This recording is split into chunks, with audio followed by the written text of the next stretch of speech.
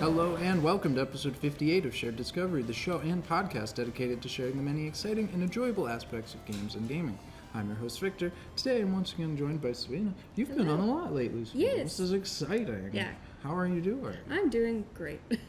Nice. What are we talking about today? We are talking about more Dungeons and Dragons, because Oh. that's my whole personality. True. That and Pokemon sometimes. Yeah. We'll get We there. need to do a Pokemon We'll get episode. there, absolutely. You figure But it what out. about Dungeons and Dragons? So, Dungeons and Dragons house rules. So these are rules that are implemented.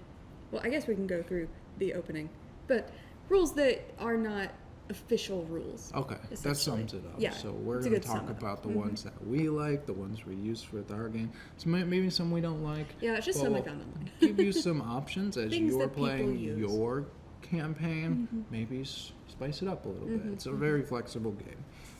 Okay. What have you been up to recently? I playing D&D. Oh, wait. Is that why you wanted to do these? Yeah. Oh, man. Yeah, like what else do I do? I play D&D Okay. and I How many draw. times have you played D&D in the past month? I don't know. That many. Let's see. Played.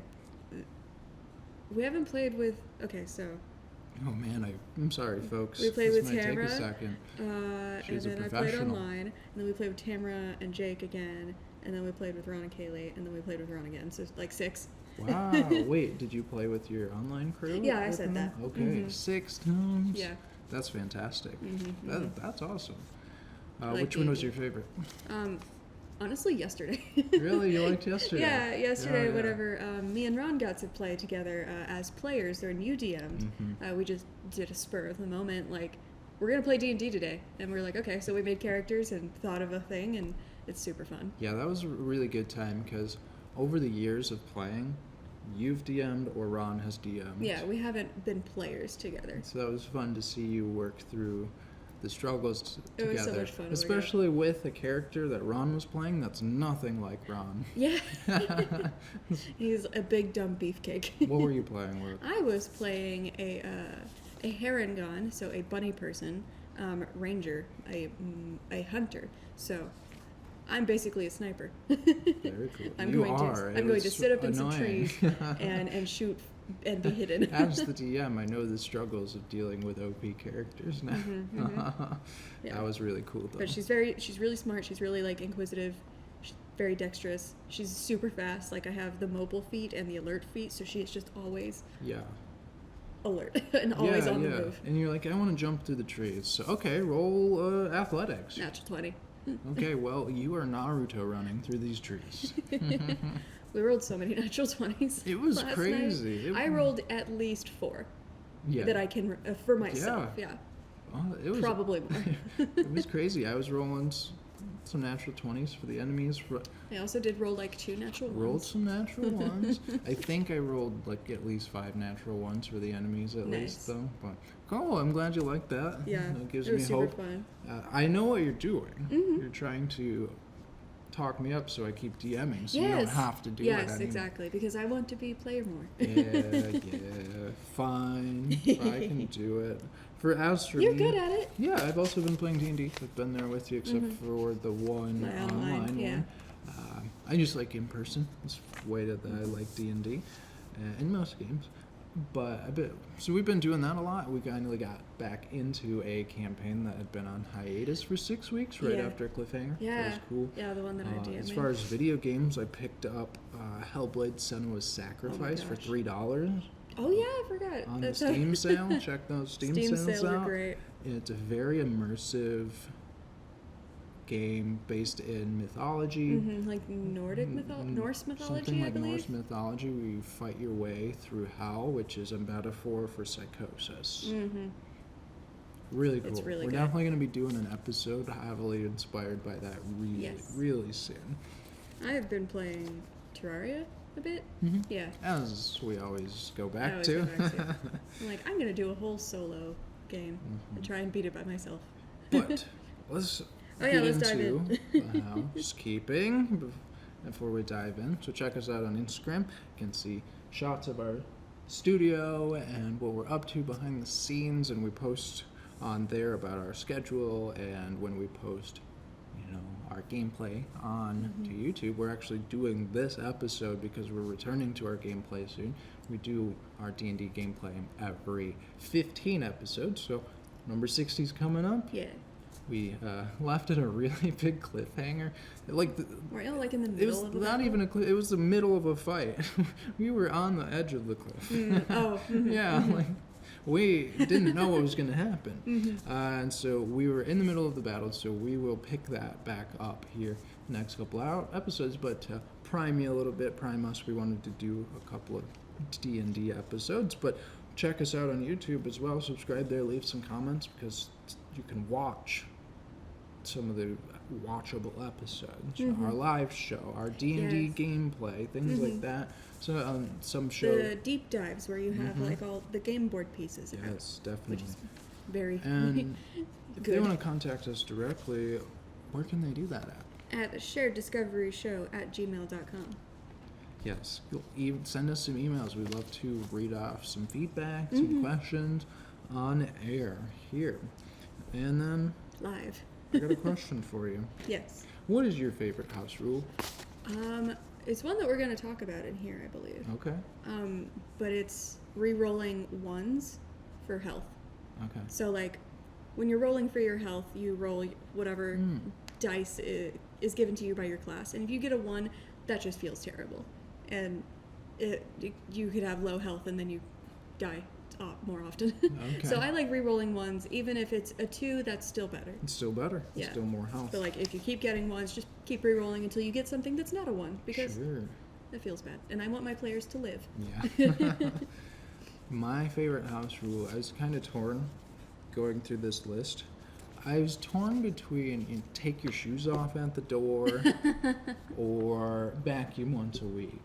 Yeah, no, these Oh, are no. D&D house rules. Doing the dishes every night, like Not making just, sure dishes are not done, just our not house building up. rules. Oh.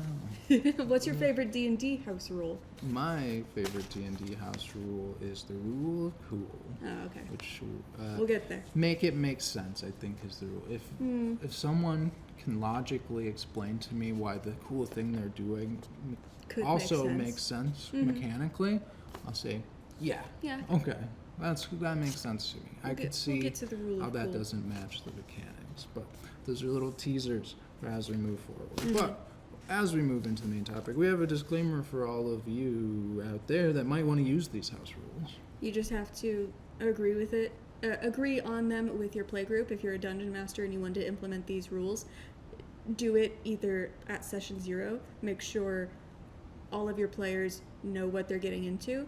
And if you want to implement them in the middle of a campaign, just talk to everyone, make sure everybody agrees, and then like try to implement it slowly. Because just doing something out of nowhere can be very jarring and very upsetting for a lot of players. Yeah, and it's really important to, if you're have a trial run with these, and be willing to scrap them. Yeah, If be you flexible. try it, some people are like, I prefer the other Yeah. way. Like, we're just Scrap trying 'em. something We're out. just trying it out, tweaking the rule, but we're willing to go. Flexibility. Yes. That's the word. I like that. Okay, so we basically described it a little bit, but we got an official definition of house rules for you, so tell them I what do? it is. Okay. Yes. House rules are unofficial modifications to official game rules adopted by individual groups of players. House rules may include the removal or alteration of existing rules, or the addition of new rules. Some modifications are common in board games such as Monopoly and role-playing games such as Dungeons and Dragons. Says it right in there. And so when you say unofficial modification to official rule, so what you're doing is the player's handbook says Or the Dungeon Master's Guide, Dungeon Master's Guide, the rules rule printed books. by Wizard of the Coast say also known as rules as written. do this the way we say. House rules say, I'm going to change that a little bit. So that's why To we have fit the our disclaimer game. to say people like the rules, so make sure you all agree to change those and bend those rules with your group. Some people say, well, the rules are written the way they are For a reason. for a right? reason. Like, it's been play tested and stuff, and this was like how the company, the group, of people playtesting it before it came out decided that this was the best way. But you don't have to agree, and you can change it because it's make-believe. But the people that are by the book, by the rules, they're not wrong. They're not wrong to say, I like to follow the rules so we're all on the same page. Yeah. I just like using the game's rules. Can we not tweak that? Be understanding to that. Like, well, I think my house rule's better. Okay. Yeah, be flexible. Yeah, just communication. Talk to people. Communication. Wow, in a role-playing game, you have to communicate. Wow. Wait, whoa. All right. Okay, why and when should we use house rules? So, what I was seeing is the reason you want to implement house rules is to change something to fit your game. Like, what is this house rule going to bring to your game, to your gameplay, to the players? Like, is it going to benefit you in any way? Do you want to just fix something that you don't agree with? So that is kind of the why. It's like you're wanting to change something that you don't agree with, or to make it a better experience in whatever way that means. Yeah. When to use them, like we said, kind of in session 0, talk about them. Obviously, things will come up as you play through a campaign to be like, actually, I think I want to do it this way. Like, in the campaign we're playing with Tamara, I have 2 players that can fly, and I had to figure out height advantage mechanics, and I talk about that later in here. Oh, most definitely. So, I like what you stuff said. we had to do in the middle. I think what stood out to me from what you just said is improving the experience. When you make a house rule, it shouldn't just say, well, I'm a better game designer than them, and I'm going to do it because I can. It should be improving the experience for everyone involved. Yeah, and don't just be one of those DMs of, like, I'm going to make my own set of rules, and you guys have to follow them, even if, like, they're to your detriment, because, like, that's not fun for anyone. As a DM, a rule 0 conversation. I'm making these set of rules. Is this something you would be okay with? Being that strict and saying you have to do that, that's going to turn players off, and that's back to communication. So it should be improving the experience. Even if you're making your own set of rules, it should be improving the experience or giving a specific experience that you want to get. So we like have if you want to do a hyper realistic version of D&D, just make sure everybody is on the same page in the beginning. Yes, most definitely. I have a Pokemon D&D that I made up myself, where I made up a whole system, questing system, gym leaders, all of this, and it's different. It's different than the world, but I think for me it is communicating the experience that I want to get across to the players. And improving it in a certain way of adding flexibility to how they play. So I communicate it to you and the other players. That sounds really cool. But that was before we even started. You weren't sessions deep and say, hey, brand new system. Changing everything. Like, let me just dump all of these rules on you to get used to immediately. So when and why, think about the intention behind a house rule. And it's improvement. Also, before we move on, I want to give a shout out to Basic Liches and XP to Level 3 from YouTube for a lot of these rules. I gotta say, great name. Yeah, Basic Liches, I love you. I just found them while doing research for this, and I'm like, these guys are funny. I like them. And then I love XP to Level 3, he's hilarious. Okay, so you wrote these notes. Yes, you did I this. did So the a notes. lot of these are going to be a surprise for me. And so these 2 channels helped you out with the notes. Yes. Okay, very cool. Found like a lot of lists, but these were the ones that had the most that I pulled from. So aside you from pulled my own some, personal, and you put your own personal ones into this list. Okay, cool. So let's get into them then. I want to read the first one because I think this is. Oh, you like this one a lot? I like this one. This one is one I implemented recently. More attunement slots. So what are attunement slots? So attunement slots, so some magical items, weapons, whatever, require attunement, which means you have to, like, magically bond to it, and you can only have, according to the rules as written, you can only have 3 attunement slots. And I think that's silly, because, like, if you want to wear 10 magical rings, you can do it. But I have limited it to at least 5. Yeah. And so what's the essence behind the rule of 3? I don't know. I actually don't know that. I probably should have looked that up. I think it was for balancing, but I'm not really sure. Well, some of these magic items that you have to attune to are very powerful. Yeah, it's probably to, like, oops. It's for probably for balancing and also like to make it make sense of like you can't be so spread thin with your like magical connections. That makes sense. You only have so much power. That's why connect I with. limited it. I just made it go up by to 5. So instead of saying wide open. Yeah, you could just you can 5. Yeah, you can 'Cause wear you have whatever to think you want. some of these magical items are completely game warping. Oh, they're game In changing. the session that we played yesterday, Ron's character got the Ring of Free Action, where he's completely immune to movement impairing effects. He It can't basically be paralyzed. has freedom of movement. He can't be slowed down. Yeah, Like it's it amazing. doesn't matter if he's encumbered. It doesn't matter if he's entangled. It doesn't He matter. can't be entangled, He can't essentially. be grappled. If he's grappled, the person's just holding on to him, and he can keep moving he with can keep- them. His movement cannot change. It's amazing. That is game warping. Yeah, and we just randomed that, and it's amazing. It's cool. So from a balance perspective, you don't want to have too many of these, but you Yeah. say 3 is too little. I think 3 is too little, just because like we're playing this game to have fun, and if you're just like, man, I really like all 4 of these items, but I have to get rid of one of them, like that feels bad. Yeah. So I'm like, 5 sounds good. So the intention behind this is I want my players to have more fun. have more fun. I like Yeah, that. have more things. I like that. So consider toying with that number with your group. Maybe in your group it's 4. Maybe And then in your maybe group it's 7, right? you have a rule of like how many very rare items or only one legendary item each or whatever, which makes sense to me. Sure. All right. What is our next house rule? This is one that I made. I don't actually know if I got it from somewhere, but just making short rests shorter. So a short rest is in rules as written is an hour. And I'm like, it slows down the game, it slows down the pacing so much, so I just cut it in half to 30 minutes. Okay. Like, you're just taking a minute, you need a snack, like, you just need to recover from a big battle.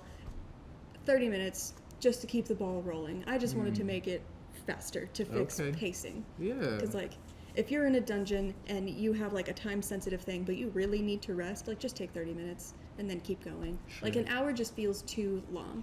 Even though, we do this for an hour. Yeah, we do. So I think the intention behind that is like within an hour, gives you time to eat, rest, maybe take a short nap, whatever you need to do. But you're saying you can do that within 30 minutes. Yeah, 30 minutes, you can eat, you can do simple first aid, and then keep going. Okay. I mean, as a player, I like it. Yeah. Because within an hour, a lot of things can change. Because in a short rest, it's typically so you can get back into the fight really quick, right? It's not after battle, it's usually during. Yeah. You just had a skirmish and the battle's not over. Yeah, you have to want to keep replenish going. a little, you want to keep going, you want to keep chasing. Things can get away from you quick, very far in an hour. Like if you're in a chase scene, you can't stop for an hour. You probably can't even stop for 30 minutes, but it's just, you can speed it up. Sure, sure. So, play with the short rest. Yeah. Is what you're thinking. I like making short rest shorter. Cool. Okay, improved critical hits. So, make a crit feel like a crit? What does this mean? This means, so Yeah, describe what is a critical hit? a critical hit is when you roll a natural 20 on your d20. What's a natural 20? It means like when you roll it and it lands on it, that wasn't a 20. Ex- It lands on the 20. Exactly on the 20. Exactly no on the 20. modifiers, nothing. Okay. That is a natural 20. It means you crit on if you're casting a spell, if you're doing melee, whatever. And there are a couple different options in the book of how to make it feel like a crit. Some people do max damage on the die that they use. Some people You do. didn't finish describing a crit. What happens when you crit? Oh, you do more damage. How? You roll more dice, or do more. That's what I was getting into. Okay.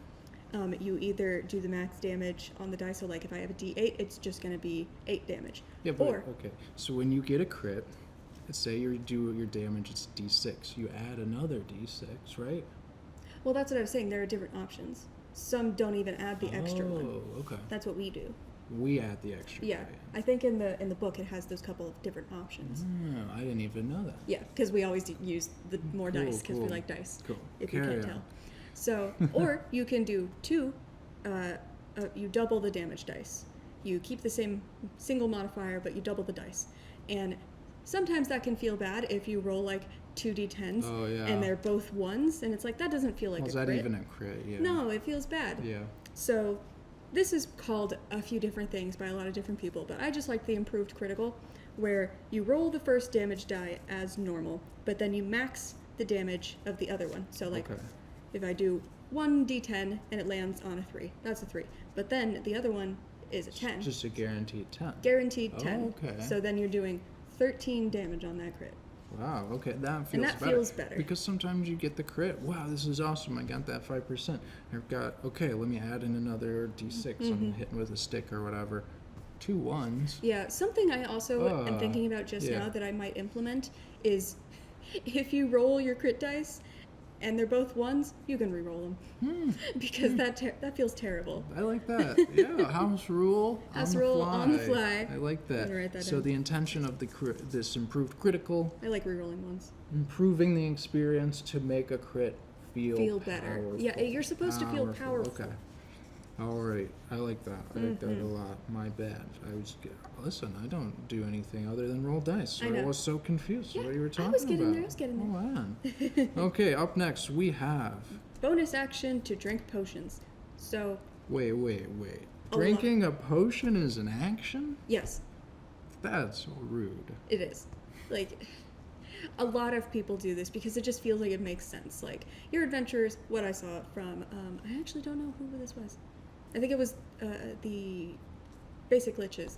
When they talked about this, they were like, my players are often spending a lot of time in taverns. They can drink pints like Yeah, nobody's come business. on. So Yeah. if you're out in the world, you can just pop a cork on a potion and down it really quickly. Yeah. So And that's very interesting because they even do this in Baldur's Gate. just by default, you assume it's a minor action. Yeah. Because that's what you think of bonus actions. Is something takes less time, it's a minor. Something very quick. Very less significant. Maybe not less significant, but quick. Yeah. It's time. And so I'm thinking like an action, load, shoot, aim a bow. Yeah. That takes the same amount of time to drink a potion? Right? Huh. So And potions usually aren't that big, just like a They're little. 5-hour energy. yeah, exactly. Not one of those energy shots, right? So making them bonus actions just gives you more action economy, and it just feels better. Yeah. However, I do still like the rule of if you need to give a potion to somebody else, that is an makes action sense, yeah. because you have to like uncork Go it, to go to them, them, open their hold mouth, their head, make sure they open their mouth. make sure they Yeah. swallow it. That makes sense. And so the intention behind this is improving what players can do in combat, the speed, and just like a logical component. it makes behind sense it, to me. too. I like that one a lot. And again, like we've just been doing that for so long. Yeah, I'm like, we thought it was a what? rule, and they even did it in Baldur's Yeah. Gate 3. There were very few potions that were an action, but the basic health potions was a bonus action. Okay, this is one I'm seeing for the first time. So this is one I Inspiration token? inspiration tokens. So I don't know. I think this was XP to level 3.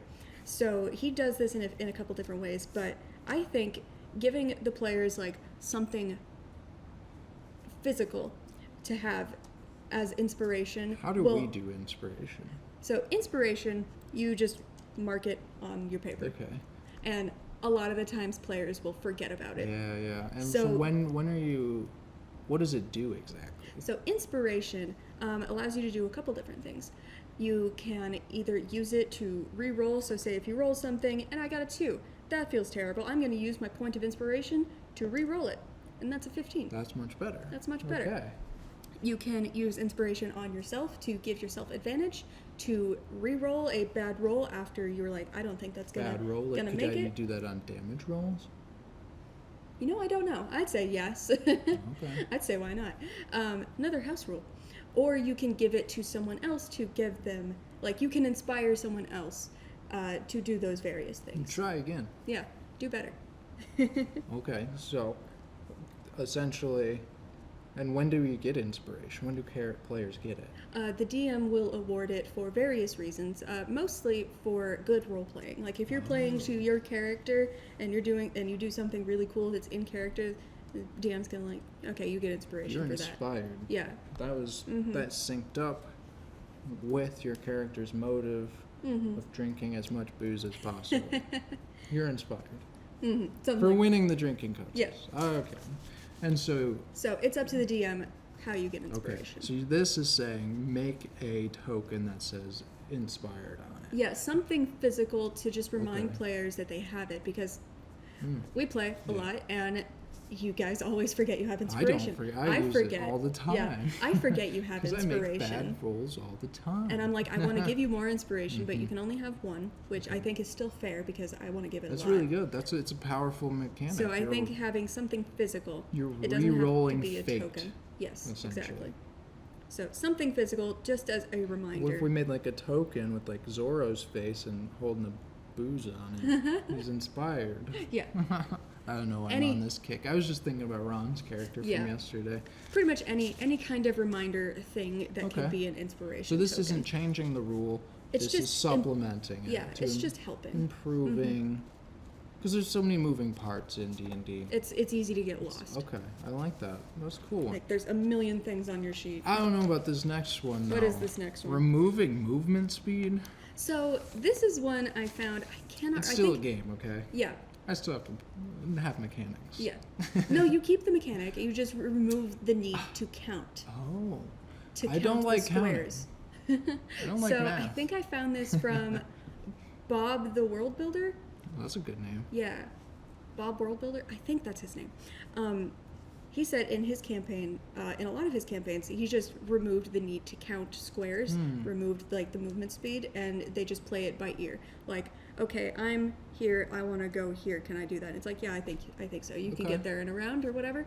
And he said he did this because there were hordes of enemies, like a bunch of goblins, and he didn't want to track all of their movement individually. Oh, okay. And it just speeds up the game like Huh. a lot. So this is a very interesting one. I think this is one you will definitely have to talk to your group. Yes. There's going to be a lot of pushback. I Yeah. just think from all the ones we've seen so far, this one will probably have the most pushback. From Yeah, players. because it's the most like throwing the rules out the window. yeah, And just like playing it by ear, trying to make something make sense, that's very interesting. I think this having is one. an agreed upon. This is actually rule. one the DM can just do themselves. Yeah, You I do that for monsters sometimes. you don't even have to tell the players you're doing it. Yeah, Because I'm just like, as yeah, you're okay. saying that, there's a horde of. I always go to goblins, They're but always let's say goblins. kobolds. There's a horde of kobolds. There's 10 of them. You want to count each time? No, I'm just gonna you're move them just to where all- they should okay, go. Yeah, you go there. You go there. You go there. because it slows down the momentum of fighting. This is Yeah. especially in combat. Slows down the momentum of the combat and can break immersion. So if you're just like, I know how far they should go. I'm not going to sit here and count each square. Sure. I think the reason you'll get a lot of pushback on this one is there's a precision aspect Yeah. for the players. Yeah. Of, okay, can I get within range? Yeah. Can I get into hit? Because Am I that feels able to good if you back get away? exactly what you need to. Okay, I got up next to them, but am I able to get away from them? Well, I didn't count, so I don't know. And then you have to count anyway. So this one's very interesting. I think, and we did it on accident. We forgot your playmat while playing Yes. with my cousin, and we just kind of Had like eyeballed any it. board. We just had a board and we eyeballed it, and it worked out. But it was small. It was like an encounter with Like three things. 3 things. Yeah. It was, and there wasn't hardly any movement. We walked up and we hit until they died. You Yeah. know, one of those kinds of D&D combat. Not That's really another clever. reason why that person, Bob, said to just like remove combat, because sometimes people just don't move in combat.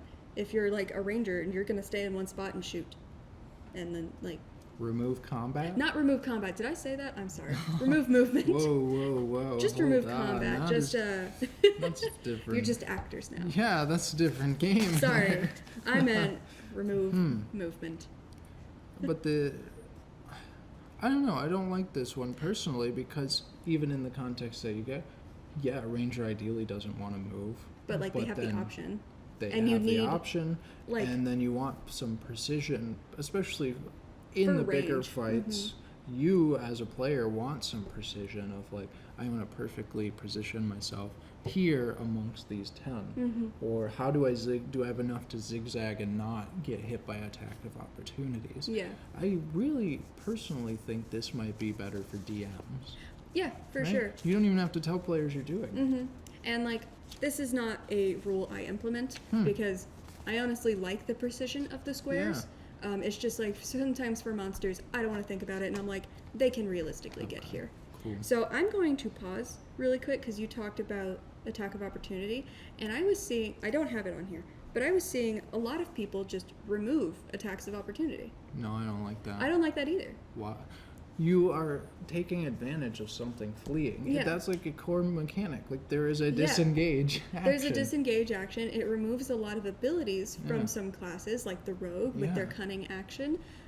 It removes like Reduces the mobile feat. Yeah, I was just just thinking that it limits the effectiveness of the mobile feat because the mobile feat says you And, hit like, something, Sentinel. you hit or not, you can move away without. Provoking hit. attack of opportunity. Yeah. Yeah. So I didn't add that on here because I don't like it, but I wanted to mention I'm wondering what the benefit of. I think the I think benefit it's- of that is to make it easier to players. But Yeah. I don't know if that's overall, from my perspective, improving the experience Yeah. because that removes tension. it. Yeah, agreed. It removes options and limits some classes. Mm-hmm. Very interesting. So we're sharing these with you, but we don't like all of them. Yeah.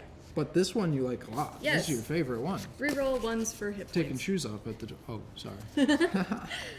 This one I actually got from Matt Mercer on Critical Role. Rerolling ones for hit points because, like, you guys are not, my players are not the enemy. I'm not trying to kill you. I'm trying to make it challenging, but I want you to live. I want you to Sure. play through this story. Yeah. I want to play through this story with you. I want your characters to have a chance. Characters live longer, it Yes. says here. Yep. Characters live longer and players have more fun. Yes, exactly. What's Easy the point peasy. of games? Having fun. Fun. I like this one a lot. Yesterday I didn't let you reroll I know, ones, it was rude. but that's because you rolled your health pool all at one time. Yeah, that's fair. And I only rolled one, You so. only rolled one, but like seeing you roll 8 dice. Yeah, we started at level 8 We started at level 8, yes. because Ron and And I are so I'm experienced. like, I don't know. You got a massive pool to work with. You both have 50 to 70 health. That's fine. That's Yeah. good. But I think one at a time. You spent how many sessions going from level 4 to 5? You roll a hit die and you get 1. If you get a one, especially bad. That for feels- wizards. That feels really terrible. So Yeah. I get that one at a time. But when I had you roll like, seven of shotgun them, roll, yeah. you had 10s and 9s and a 1 and 2, but it was like it felt fine. Yeah. In visually. I still ended up Yeah. with 77. But I really like this one. This Yeah. was a good one. I appreciate this because that's saved me a few times on my other characters. Yes. But again, I think you would have pushback from some players on this one for the immersion. Mm-hmm. Like, well, that just happens. Some people Yeah. don't get as strong as other people, so that's fine. Like, I'm going to take whatever I roll like I get. the risk. And there is a risk in this because every time your health goes up, you can take a flat value. Yeah. You have a D8, you can take the 5. But you And- choose to roll, that's on you. Yeah, and I just give my players the option. I'm not like, okay, you have to re-roll that one. I'm like, you can. Mm-hmm. Yeah. If you want to take the one, go yeah. ahead. I don't care. Oh yeah, I'm never gonna Whatever, force you to man. make yourself stronger. Okay, what is this next one? Bloodied, it says. Bloodied. So Bloodied is a mechanic, I believe, from an older edition, but I'm most familiar with 5th edition. So Bloodied is if you are below your half of your maximum hit points, you get a condition called Bloodied, which matters to.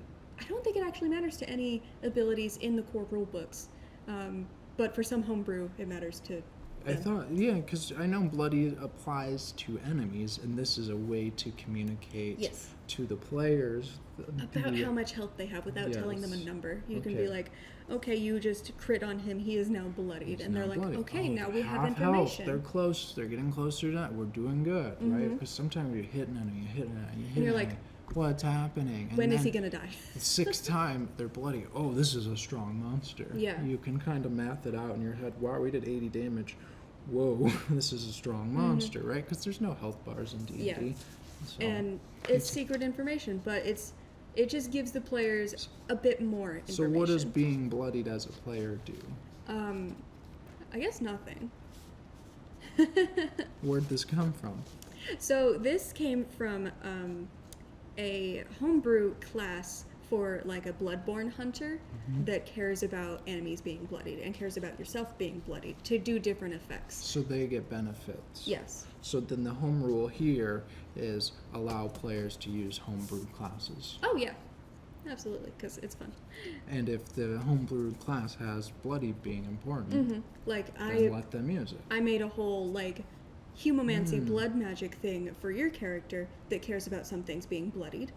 So it's just a mechanic mostly for the monsters to communicate to your players how well they're doing in a fight. So the essence of this is not bloodied on players. No, It's allow players to use homebrewed material. Yes. Okay. There we got there. Shared initiative. So if two players roll the same initiative, they get to take their turns at the same time? Yeah, so what I Interesting. always used to do Interesting. was if two players rolled the same initiative, same score and everything, it would always go, the first one would go to whoever had the higher dex score. What if they're tied deck score? Then I like to do roll off. Oh yeah, you did. But- I've done that before. But I really like this one too. This is cool. Just like allowing your players to decide how they do it. If they go simultaneously, they're just like, okay, I'm gonna do this, and then you do this. Like they can kind of make a combo. Strategize Yeah, a they can little bit. strategize. Interesting. Or they can just be like, okay, you go first, and then I'll do whatever. They can communicate and talk and Okay. And So so give I the like that. players some choice. Yeah, here. I love So, agency. okay, so the implication, the improvement here is allowing players to combo move, giving them some strategize. more choice. Yeah. I like Work this one. together. Okay, we haven't done this one, but I like it. Yeah, I just found it. This one we've done. Yes, using your strength modifier for intimidation instead of charisma, because like if you're a big, strong, beefy dude, but you don't have a good charisma score, you can still intimidate somebody because you're massive. Yeah. So what is I the always do that. why is charisma attached to intimidation by default? What do you think the intention is behind that? I guess like so the charisma stat is like using your words. So if you use your words to be really intimidating, like Liam Neeson from Taken, like I will find you, like doing something like that. So you have a high charisma. You know what exactly to say to scare someone. Yeah. Of like, I know where your kids live. I know Ask what him- scares you. I know what scares you, right? Something scary. Yeah. But, if you want to, in the moment, in front of them, scare them. Yeah, just You like can do it with your physique. either with show off your build. muscles or like what Ron did, and he like stabbed a spear into the ground into like the Oh yeah, he just shattered the stone the floor. just shattered the floor, and they were like, okay. One of my Yes. characters was trying to swindle them, trying to keep the resources they were due, and Ron's character just slammed a spear in the ground. He won like a 25 on Yeah, strength. it was He amazing. just shattered the floor, and my character was like, "Well, okay, Okay, I'll get you what whoa, you we don't have need." any problems. I got you. So get yes, you what I you need." have always I like that a loved lot. using strength That for makes sense. intimidation rolls. So 'Cause it just charisma makes is kind of sense. like a manipulative Yeah. try to Like, you can use intimidation, either. It's not and just- then strength is kind of like a display of your prowess Yes. to scare them. This is what I can do to you. What I did to this floor, this could be your face. Yeah. Okay, high ground. So So this this- was from Boulder's Gate. Yeah, and I you talked used about this a one. little bit. Yeah. So, in Baldur's Gate 3, the high ground rules are for ranged attacks, and they don't use feet; they use meters because 'Cause they should. Yeah, because America's dumb. So, but we're using feet because of the squares on the board. Because we are American. Uh-huh. So their rules is if you are at least 10 feet above your target, you get +2 to attack rolls. And that is one that I implemented after just giving my two flying characters my advantage all the gosh, time. yeah. And I was like, this is rude. What do I do? Okay, fight starts. I fly to the ceiling. Yeah, And I'm just stay there 45 feet in whole the air. Advantage on everything. Just advantage on everything. And I'm like, okay. It was frustrating though, because as the grounded character, the few times that I actually got to high ground, and now I don't have advantage. Like, oh, I'm sorry. man. Yeah, no, I know, get we it. just- No, I appreciate it because they were busted. They were busted. Like, you can already fly. And you Yeah. basically, these two I never think get it's hit. fine, but I'm like, woo! Oh, I don't have advantage.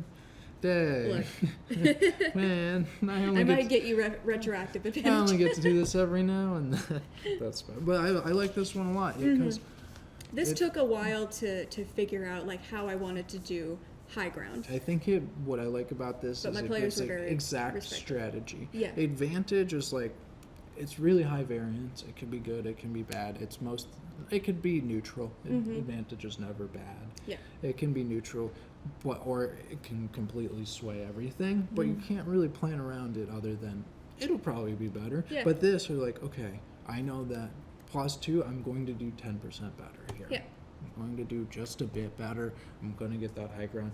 It's not going to completely warp everything. Because advantage can literally say, well, I rolled a 1, and then I rolled a 20 and crit and beat the creature. It's very swingy. So I like this from a balance perspective. Yeah. It shaves off some of the variance. This was mostly for me because I was like, I don't know how to deal with these flying characters anymore, unless I just make other things that fly. Which Which you I could, have. and you started it. I remember it was fun watching your process of the campaigns you did before that, all grounded creatures. Yep. And then you start adding rangers in to deal with the flyers. That's not good enough. Now we have Flying creatures as well. to go hit them. Yes. Okay. This one I haven't heard of. So this is interesting. Tell me about the fight or flight response. Who fear? So fear is an ability that some monsters can use to give you the frightened condition. And the frightened condition says that you cannot move closer to the thing that you were frightened by, and you have disadvantage on attack rolls against them. That makes sense to me. It does make sense, but this is just to make it a little better. I got this from XP to level 3, Yeah. where you can either choose, because humans, we have a fight or flight response. If we get scared, like if you jump up and scare me, I'm going to punch you in the face. That's my immediate response. Or if for you a see lot of something people. terrifying, you might want to just run away. Yeah, I mean, we've seen those videos online where someone jumps out at their significant other and they You just just get decked in the face. punch them in the throat or something. Yeah. And they're like, why'd you do that? Why'd you scare me? Yeah, Right? nobody And likes it's being scared. and they feel bad. It's not like they wanted to punch their significant. Yeah, it's just a response. I need to protect myself.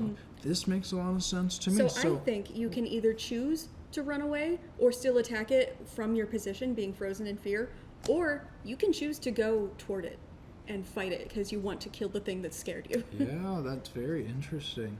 Yeah, this is one I hadn't guess seen it's just before. like, it's not really a downside Yeah, if you can attack it anyway. I think you would still have disadvantage on attacking I it, see. but I think you can walk Because toward my it. initial thought is like, It's not like it's an aura repelling you from so walking toward what this it. is saying is normally you get frightened, you're out of there. Mm-hmm. But this is, as soon as you get frightened, you can make one attack in response. Yeah. Oh. Like if you're like 10 feet away, and you get frightened on your turn, if you choose to go and punch the thing in the face, you can. There are some people that get scared, get mad, and Yeah. want to kill the thing that's scaring them. Right, so a lot of people are scared of spiders, and a lot of the and they're response is like, I'm gonna kill out it of there," immediately. but other people are like, it needs to die. And The they spider charge at cannot it. be here. So that's interesting. So the intention behind this is logical. Yeah. In real life, if you're frightened, there are more responses than freezing or running away. There are people who respond by going at it, Yeah, by dealing with it. dealing with it. And it's kind of interesting that it would also function as a taunt, Yeah. where they could only attack the thing that Yes. frightens them. Yeah, that's another thing. It's just like, you see this, you were frightened by this, and you hate it. That's the only thing that matters right now. I like that one a lot. More fall damage. I don't like this one. I fall all the time. No, you don't. I mean, I jump off stuff all the time. That's true. So apparently, I didn't know this, but apparently the fall damage caps at 10d6. So Okay. it's a d6 for every 10 feet you fall. And we had a character, 33, who fell from like 200 feet in the air.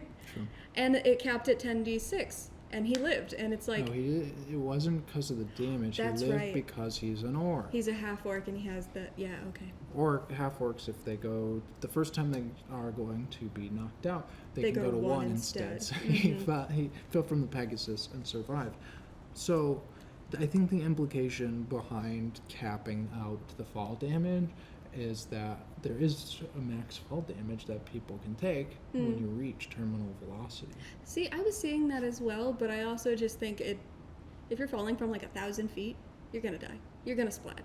But maybe not, though, because we are heroes. That's true. You're magical beings. We're so magical beings. This is one I'm iffy on. I just like rolling more dice. So This is a DM one. Yeah. Where the DM can do more damage. yeah. And it's interesting. I think you have to take into account what the players are wearing, what they're landing on. Yeah. But purely from, I think the implication is like, you're going to reach a max speed eventually. Just purely how math works, and then this is it. And what is this? 10d6 tops out at 60 damage? It doesn't feel like a lot, It really right? doesn't feel like a lot. But it does actually. It actually does feel like a lot when you put into perspective when a regular... What is a civilian? What is a citizen? Yeah, like Stats. 10s or below across the Yeah, board. like 5 to 10 health. Mm-hmm. And we have the constitution, the physical abilities Yeah. of a citizen. If a And these citizen just falls, they're adventurers dead. are epic beings. They can shrug off falls, and they do it in anime too. Yeah. This is interesting. This is a contentious one. Yeah, this one is like to make it This more is really realistic. interesting, yeah.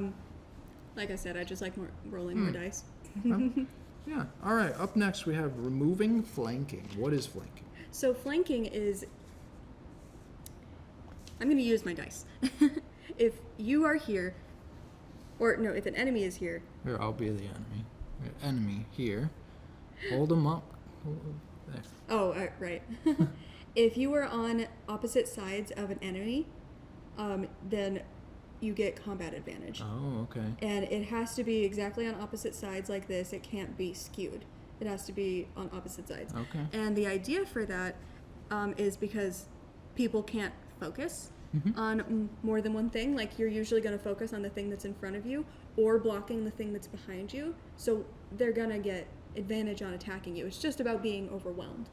So I have seen people that just flat out remove it. And I don't understand why. don't understand I think why. people just don't like combat advantage. That's just like actual strategy, Yeah. real life strategy. If you Or are, XP to level 3 said you don't get combat advantage by flanking if the creature has a passive perception of like 18 or more. And I don't think it's about perceiving. I think it's about being overwhelmed. yeah, like okay, so I guess this is another flexible situation. If you're fighting something with 8 arms, Yeah, sure, that's fair. there's Yeah, no it's flanking. situational. But if it's okay, your character has 1 million. Noelle, our owl friend, has 23 passive perception. She's not gonna be able to defend 2 things on No. both sides of her. No. She's just she an can owl. see them, but It's she a human can't. owl thing. So this one, yeah, it's interesting. I don't There's agree also with that seeing either like things because with that multiple eyes, like a beholder. A beholder can see multiple things, yeah, but I don't know. I think it could still get overwhelmed. it definitely can. This is an interesting one. This It's falls into the flexible, flexible it's place. situational. But this is removing a strategy from Yeah. players. This And I is a don't like that. legitimate strategy to surround. I love flanking. Okay, so only being able to take long rests in a safe place. That's the rule in the book. No, it might be actually. I don't know. But this is one I think also XP to level 3 said, and it's just something about it making sense. Like, you can't get all of the benefits from a long rest by just like sleeping on the side of the road. Oh, okay. So I mixed it. So the rule in the book is like, as long as you sleep anywhere for 8 hours, Uninterrupted. that's a long rest. Yeah, that's a long rest, and you But get all the benefits from it. implication of this is that's not going to be restful. Yeah. Or you're not. Yeah, it's not gonna you're not gonna be safe. And I'm like, Mm-hmm. we get around that by always having someone on watch. And that makes sense to me. Yeah, Logical. like that's what they do in Critical Role, and that's like where I got most of my knowledge. And oftentimes it'll happen depending on perception. Yeah, Long rests will be interrupted. yeah, and then you You- don't get a long You rest. groggily have to fight the thing that attacks you. Yeah, This and then happened try again afterward. with all our barbarians. We got attacked by hobgoblins Yeah. in the middle of the night. Very So- interesting. So as you're seeing, as we go through this episode, we're arguing through these as we go. But these are the conversations you're going to have with your group of like, I like flanking. Yeah, I like I flanking. want to keep that. So So if someone brings something up, don't say, no, that's dumb. Just Yeah. talk about, well, actually, I like it because, as you're seeing here, well, I like it because it gives strategy to the player, a strategy that is actually a real life strategy. Yeah. So, okay, cool. And maybe something that could be another form of flexibility of like, okay, I don't like the advantage. But You how could about get, a like, modifier? Yeah, a like the modifier. Some hybrid? people do that as well. Mm-hmm. Right. Or just like a straight +2. Okay, what's up next? So if you have a creature grappled, which means you are holding them in place, being grappled means your speed is reduced to 0, Headlock. and I believe they have disadvantage on attacks against you. But I think you should get advantage on melee attacks against the creature you are grappling, because if you have it in a headlock, you can just punch it. Oh, that makes sense. It's to like me. it's not gonna move. Yeah, that makes Or if you're holding it and you headbutt, Yeah, this like came we did up yesterday. because so you technically by default when you're grappling something you don't get advantage against No, it. I'm pretty sure There's a that is feat. from the grappler feat, Yeah. which it will make that feat kind of obsolete, but I just think it makes sense. So yeah, Ron's your mind got corrupted. Yeah, You thought Ron's character was an enemy. and I and almost so killed he him. literally in a round you shot 3 arrows in his chest and almost killed him. But he grabs you, headbutts, he rolls a 2 and misses. And I'm like, No. roll that with advantage. You're literally holding them in place. Yeah, he's like this, and he just Just a headbutts. headbutt. Like, Also, just he did makes 14 sense. damage with a headbutt, which is ridiculous. it was hilarious. But it snapped you out of it. That makes sense to me, right? This could be another flexible one. Yeah. How are you grappling the person? Yeah, like Make- if you're just holding them like this or something, Then, like, maybe you kick. maybe you kick. Yeah, so it's Because the point I- of being grappled is like they cannot move. you're locking someone in place. So you would have advantage on attacking them, since they cannot move to defend. I think or this generally makes sense. A lot of DMing for me is sense to me. Describe the visual. Make it make sense in my head. Okay, up next. Session XP. Yeah, so this is another thing I saw from the basic liches. So instead of getting like numbered XP for each character, you all level. So the level that you are at is how many sessions you have to play before you level up again. Oh, So if you're interesting. level 1, that first session, Huh. you're gonna level up. Yeah. And then at level 2, it resets, so you have to play 2 more sessions to level up to 3, and so on like that. So if you're level 10, you need to play 10 more sessions before you Wow. level up. Huh. And I'm like, that one's cool. I like it a lot better than Milestone, but I just like numbers.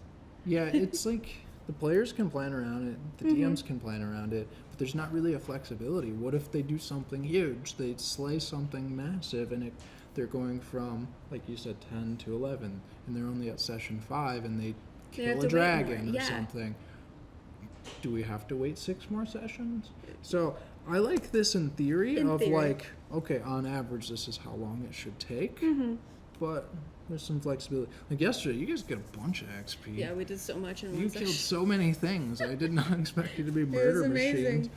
That's cool. I like that. I like that you guys figured out their weaknesses and solved it. But I like the implication here is Yeah. structure. I think it's pretty good for new players. Yeah.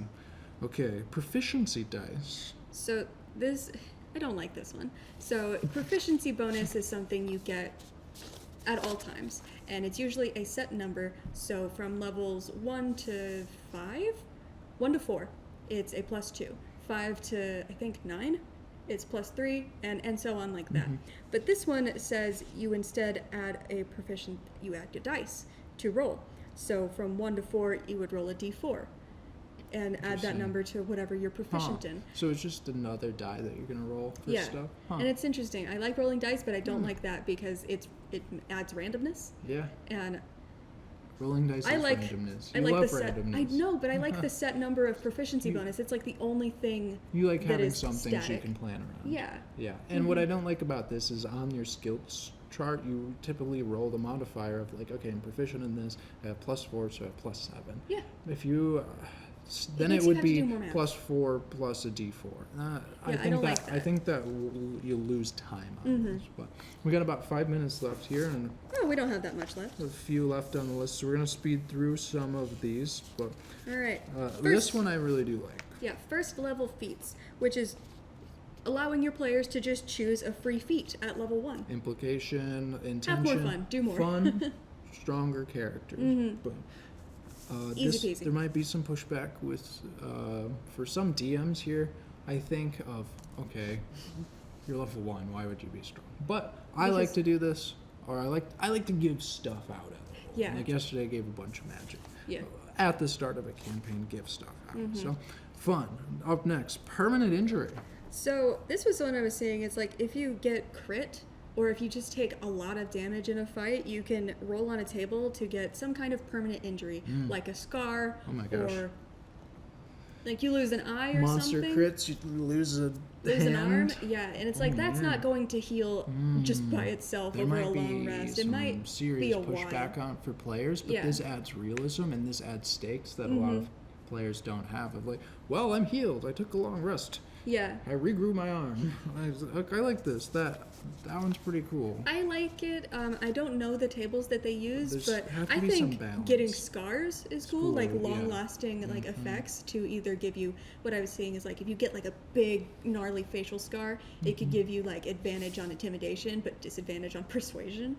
Yeah, I like Having that one. effect like long-lasting effects Yeah, like that. because I've seen Otherwise, that as it's kind of just a aesthetic. downside. Yeah, it's just like, wow, we fought. I got down to 1 health and I was healed. And No, I I'm fine, and I look nothing completely happened. fine. Secret death saves. Only the player and the DM knows if the player succeeds or fails any death saving throw. And the intention behind this? Is to remove metagaming. So if one character goes down and the healer doesn't know how well they're doing, and so like you roll death saves either behind the DM screen or just like hide it so only the DM knows. If you fail like 2 times in a row, the players don't know if you are failing or succeeding. The other players, Yeah. so they have to kind of plan a. Not Yeah, plan because around it, but typically if yeah. you're almost dying and they know, they're going to change everything. Yeah, they're gonna change They're everything. not going to know. You're just going to be bleeding out. Yeah. And they're not going to know if you're getting your saves done. And it's so like, realism. if you succeed Yeah, I on like that. 2, they're like, okay, you're fine. I don't have to worry about you right now. So I do like this one. We've never done it that way, but I think it's interesting. I like that one. Okay, group initiative and popcorn initiatives. Let's speed through these. I don't we like have about these. 2 minutes left. I don't like these at all. Players share 1 initiative. The enemies share 1 initiative. We do that for some enemy groups. I do that for enemy groups, sometimes, but not for the players. Not for the player. I like the removes players- the player's agency. Yeah. I think. Okay, Popcorn initiative. Everyone This is rolls a new one. initiative. Then whoever goes first will take their turn. Then choose who goes next. Don't like this. I don't like that either. I don't want I like players to structure. choose for the other. Yeah, players. because like No, then I don't when like is the that. enemy gonna go ever? Yeah. Critical strike checks. Rolling a natural 1 or a natural 20 on a skill check does not automatically succeed or fail. I like this because like maybe the threshold is like 30, but if you roll a natural 20 and then the total is only like 22, that's not an automatic success if it's something that is really hard. So it's up to the DM if it's realistic, if it's Yeah. something that you think you could have gotten. If it completely doesn't make sense. Like Yeah. you were trying to lure out monsters that didn't want to come to loud noise. Ron rolled a natural 20, so monsters that did want to come to loud Yeah, noise showed like some up. wolves. Some wolves. But the other monsters that are trying to stay hidden, they're not going to come They're out not for gonna come. anything. But we still played with that natural 20. Yeah, so it still has some effect, but it is not just an Okay. automatic success or We failure. got a minute left. Okay. Gritty healing and realism. I don't Short like rest this. is 8 hours. Long rest is 7 days. I don't want that much realism in my game. Slow healing. So slow healing is a long rest does not auto heal you to full. You still have to roll your hit dice. That's And interesting. that is interesting. I think that it adds I more think to that's like the I realism. like that balance more than this gritty healing. Yeah. Like, oh, that takes so long. I'm still trying to play a game. Mm-hmm. You know, like if I get injured, it takes that long. I don't want it to take that long. Rule of cool. The rule of cool Real is quick, 15 seconds. we have more than that. No, we don't. The rule of cool is just if it sounds cool and it's realistic to do, or if your player is giving up something to make something dope happen, like you can allow it. Yeah, allow. An like, example I saw is one character was about to die, and so the paladin is like, how many paladin levels do I have to give up to save her? Okay. And it's like, that's cool. Cool. Well, we have 20 seconds left. What do you mean? Look at the clock. So thank you all for joining us on episode 50. This was really cool. Well, I learned a lot of things here. Thanks to BCTV. If you have any questions, comments, concerns, email us at Shared Discovery Show. Thank you for joining us, episode 58. Have fun, play games, and Wait, what's but the talk to outro? you. The and outro say question. your thing. I'm have fun. Bye. Play games. Thanks for joining us. This was a lot of fun. Bye. Let's do-